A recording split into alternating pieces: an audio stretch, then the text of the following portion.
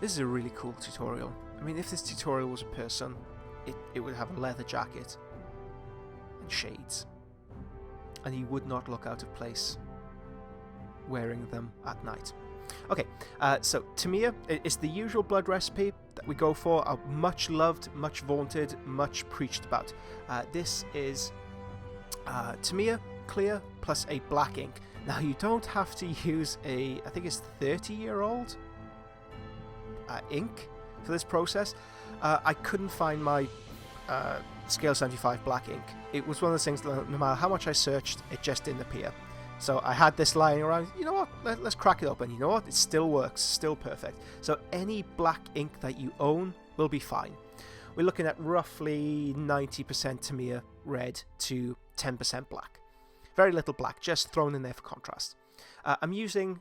This isn't even an old brush. This was sent to me via the Conquest magazines. It's a Games Workshop brush, and it instantly splayed out. But it's perfect for this kind of damage work. So thank you so much for sending me this battered, awful brush. Just straight out of the packet, I could use it for this kind of work. It's amazing. Right. That's not a backhanding compliment either. It's really good. It's really, really good for creating these kind of random damaged effects, blood flecks and spatters over your miniature. Right, the reason why we're here. Take some cotton from a cotton bud. Gently tease it out. Super glue to the area where you want to add this effect, the stringy blood. Be careful not to glue your fingers, because when you glue cotton to your fingers, it heats up and it starts to burn. Try and keep everything on camera. Try and keep everything in focus.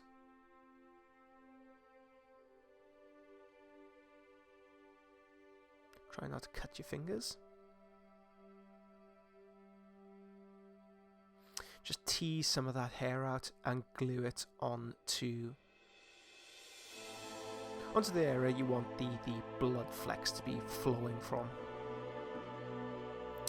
Next up, we paint the surface with Tamiya Clear Red. This is just straight up pure clear red. Make sure that the super glue dries, so give yourself a long working time with this. Don't dive into it. I know it's a cool effect, but be patient.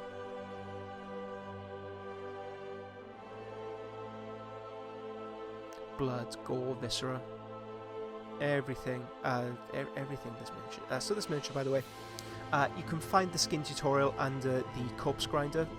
Cult is exactly the same tutorial, exactly the same skin tone, and the same with the metallics. There will be a separate tutorial on how, or it might be out already. I'm pitching these out of sequence. I'm filming these out of sequence. There will be a tutorial on the base, either coming in the near future or it's out already. If you look in the search bar in the Patreon, you can only find it via the web browser. Unfortunately, it's not available on the app. Type in corpse grinder, and every corpse grinder tutorial will pop up. Or weathering, it will come up under that. Okay, next up, we take Green Stuff World,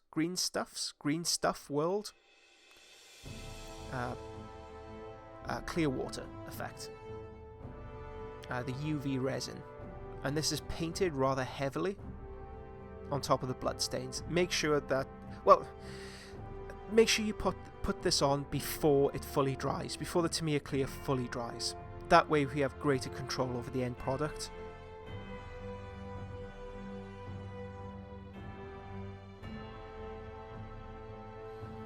Okay, the UV lamp is then used to help dry the surface. What you'll find is that it hardens up at the same time. There's a slight flex to it, but it's the price of doing business. Now that blood splatter at the very end, I'll be using that somewhere else. That will not be staying there. Okay, after this, we need to add a very thin coat of Tamiya Clear, just pure Tamiya Clear. And I found that the blood clots didn't look satisfying to me, so I can further tease out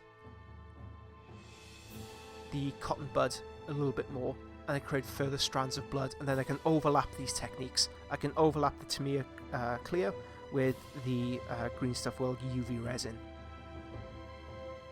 Yeah, those little blood drops down there, I got a plan for you. Formulated already.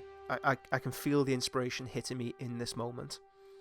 Because it just looks a little bit unnatural right now. The blood stain itself is too long. But I got a plan for that. I'm going to clip them off. I'll add them to the chain axe.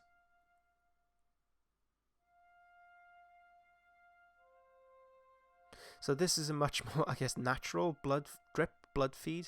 Again, it's accentuated. It wouldn't really look like this in reality. Perhaps this is more like a bit of the spine, a viscera, or a bit of his skin just left over. Because blood wouldn't just be, I guess, leaking out of his skull like that. There's just not that much blood containing the human head. Lots in the neck. That sprays everywhere. Okay, so once we have a pleasing effect for the blood drops, we now take the blood drops that we cut off earlier and we glue them onto the chain axe. Very tricky procedure. Very, very, very tricky procedure. At the end of this, I use UV resin to help bind it onto the surface. But it's very easy, especially when you're so far in, when you're so close to finishing it. It's very easy to kind of pop your top at this stage and lose concentration and do something stupid, like just drown it with super glue.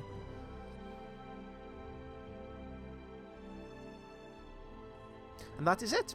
That is how you create blood, flecked blood flow, or blood speckles, or whatever I title this video.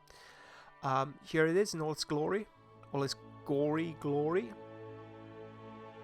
If you use this technique on anything, please let me know. I'd love to see what kind of horrors this technique inflicts on the community, or what you inflict onto your miniatures.